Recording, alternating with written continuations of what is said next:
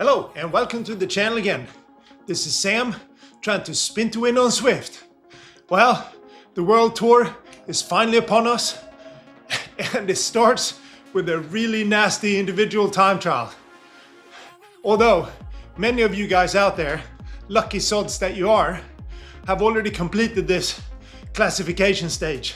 And I bet you're feeling pretty smug right about now as the rest of us go through the pain. And you all know, I do not like the pain. You are soft, weak! Yes, we've already established I'm soft and weak. No need to rub it in. But I can't wait to get started. And hopefully many of you feel the same way. This is going to be 9 days of epic racing. Again, with lots of ups and downs, but mostly, and you should know this by now, a lot of pain. Feel the pain, love the pain. I plan to do a daily vlog of my own progress, as I've done for the last couple of tours, and I will also follow the same format as I think it worked pretty well. That is, first, I'll do a quick review of the course we're about to do. Then, I'll do a race recap to see how I actually did. And finally, I'll do a course review in a bit more detail of the stage that we're gonna do the following day. That way, if I race early enough and I can edit quickly enough, then I can get the video out. So if you watch it, and you should, you can then get a preview of the course that you're gonna do the next day. So, for example, in today's video, I'll obviously go over how I did in the iTT, but then I will cover stage 2, the Zwift Grand Fondo 2022 course that we'll actually do on Saturday. And as usual, you can look at the chapter descriptions below and jump to the section that is of interest to you. But again, you should watch the whole video, right? And watch me suffer. Yes, you will. Okay, fun and games is over. It's time to get our game face on. Let's have a quick look at the course that we're doing today, as well as my pacing strategy, before we see how I get on.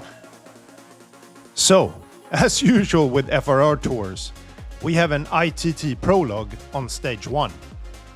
In addition to being a proper stage in this world tour, it also functions as the classification race to assist FRR Race Control to place us in the right categories going forward. This iTT takes place on the Everything Bagel course in New York, where we will do one full lap, but also climb most of the way up the NY-Com reverse again, for good measure. In total, we will race 38 kilometers with almost 600 meters of elevation, so this is a pretty tough start to this tour, especially it being an iTT. As you can see from the course layout, it is constantly up and down. There are 3 larger climbs, 2 times up the New York Com reverse. Remember, we do most of this climb again before the finish, and then once up the NY Com. But there are also a number of smaller climbs that are quite steep. As such, it will be really hard to settle into a proper iTT rhythm on this course, that's for sure. Now, to create the pacing strategy, we need an indication of how long the effort is likely to take. Normally I would look at Zwift Insider, but for this specific iTT, we actually have times to compare ourselves with from the riders who completed the course during the early classification windows. After reviewing these times and doing some calculating data, I expect that for me this effort is going to take around 64 to 65 minutes, all going well.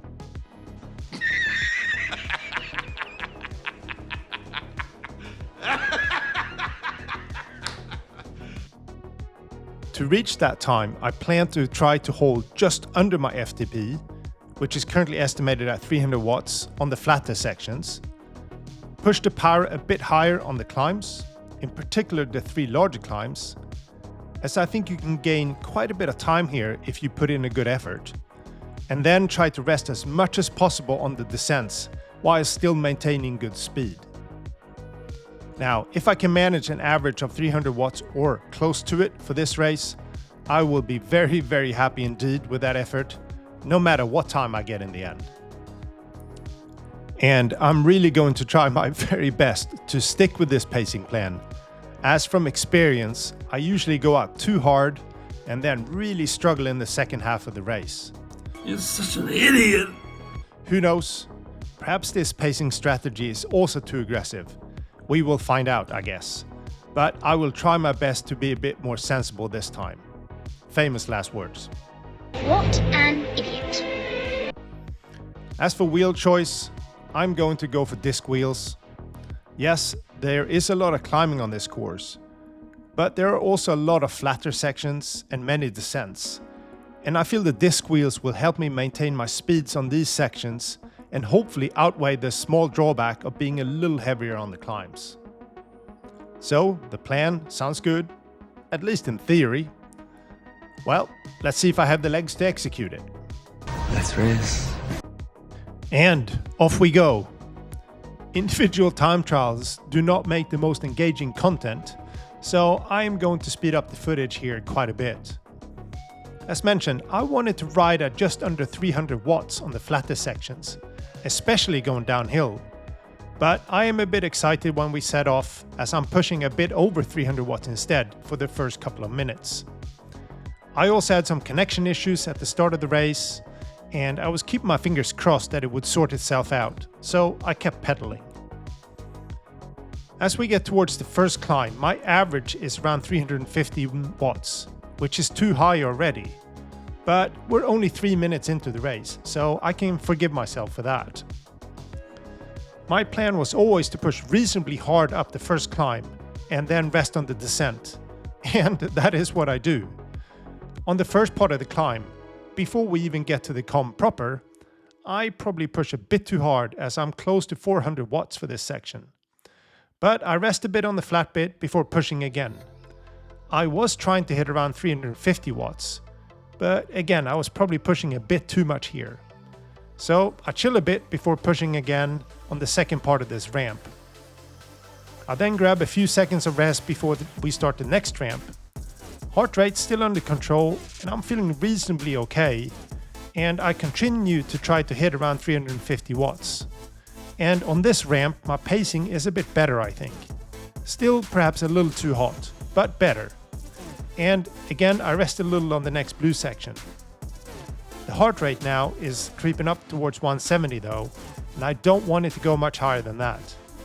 But the idiot that I am, I push harder on the next steep bit, and I can tell now that the effort is starting to take its toll. I push up the final ramp, again pushing it just a little too hard here, I think. Heart rate is now over 170, which is something I should have been monitoring better, but I didn't at the time. I get to the top, still feeling okay-ish, but more tired than I should have been, I think. And we started descent.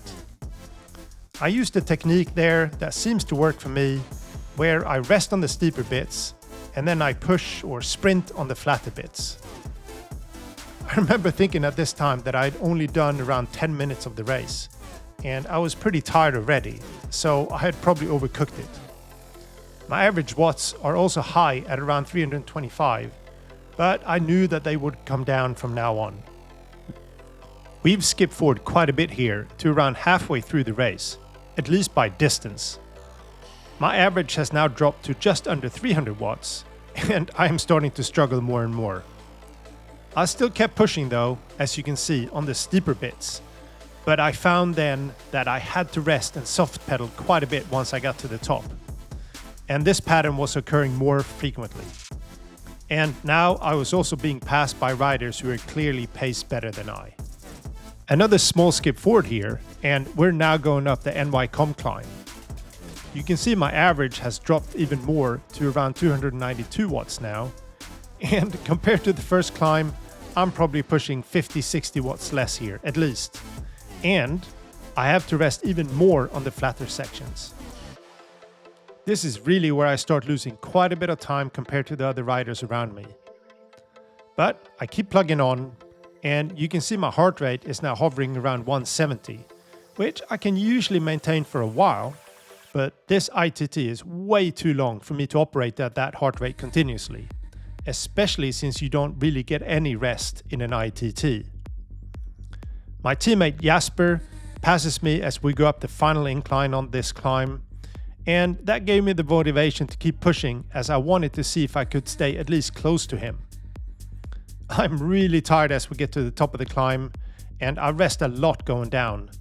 Although I still try to use the same technique of sprinting for a little bit on the flatter sections, then rest on the steeper sections, then sprint again to maintain the speed. Another skip forward to the start of the last climb. My average is now down to around 282 watts, but I have still managed to keep Jesper and the other riders in sight, so I did dig pretty deep on this last section. But I'm really tired as we start the final climb, even though my heart rate is under control at around 160. I push at a decent pace up the first part of the incline, but when we get to the blue flat section, I know that I really don't have any matches left, and I have to rest quite a bit here. I'm still only 7 seconds or so behind Jesper at this point, but this is where he and the other riders around me turn on the afterburners and leave me in the dust. I was really running on empty here, and I was struggling in a big way. I do still manage around 300 watts on the inclines, but I really have to rest on the flatter sections. And I then just try to hold close to 300 watts for the rest of the way in, and I was really counting down the distance to the finish here. Annoyingly, I can see that I will be close to my target time of 1 hour and 4 minutes, but it is slowly slipping away from me. But I just can't motivate myself to push anymore. Unlike Jesper, who put a good 30 to 45 seconds into me on this climb. Great finish by him, me, not so much. Finish line couldn't come fast enough for me, completely spent at the end. Now a quick look at the results. There is actually no point in looking at the individual time trial results, as you're compared to the best time from all of the riders that completed the classification race in your specific category. And since we don't even know what that category is yet, well, you get the point. As we can see, I finished in 1 hour, 4 minutes and 14 seconds. So 14 seconds behind my target. From that perspective, I suppose I should be reasonably happy, but I do think I could have executed this race better. I also didn't feel tip-top today, a small bug or something, which didn't help, I think. If I could have been closer to 1 hour and 3 minutes, I would have been really happy with that, but it is what it is. My teammate Kim finished in an impressive time of 1 hour and 2 minutes, although I think he may be in a higher category than me at the end of the day. Jesper, however, got me by some 45 seconds. Again, he had a super strong finish today. That just shows what you can do with a correctly executed pacing strategy, I think. My guess, and this is just a guess at this point, is that I will be perhaps 2 or 3 minutes behind the fastest finishers in my category, but we will just have to wait and see. My guess, and again, this is just another guess, is that I will be in the CRP category again.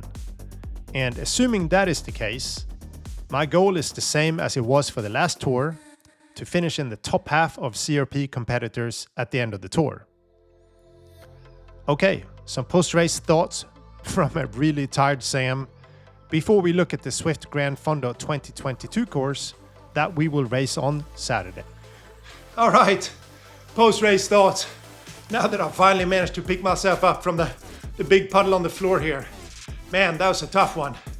A real tough start to this tour, that's for sure. Really looking forward to a rest day tomorrow. Much needed.